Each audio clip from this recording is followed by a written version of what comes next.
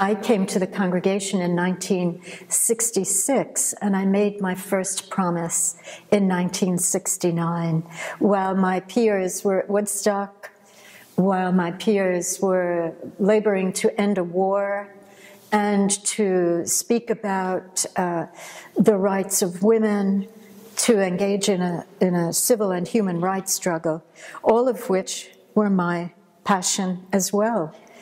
I labored long and deep about the path I would take up.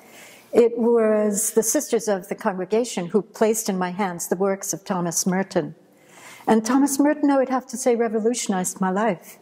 He was the great teacher of certainly the first epoch of my life. And I must say that my greatest desire was to help alleviate the suffering that I perceived and vividly knew was the lot of so many in the world. I thought maybe I should be a nurse.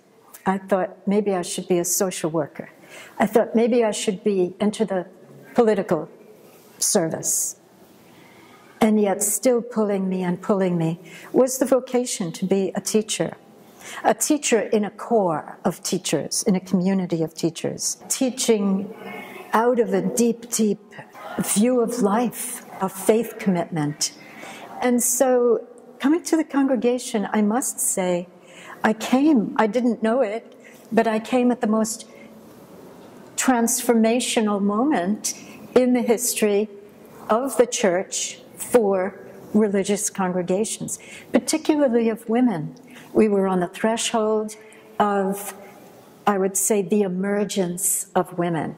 In 1963, Pope John XXIII had issued the encyclical Pacem in Terris, and one of the signs of the times, along with the awakening of liberation movements, was the emergence of women. And coming to an all-women's congregation really deepened my identity as a woman and as a Christian, and it inspired me and supported me in the work of transforming not only my own congregation, which really was the work of those of us who came in that era, but to engage in the transformation of the church itself after the Second Vatican Council.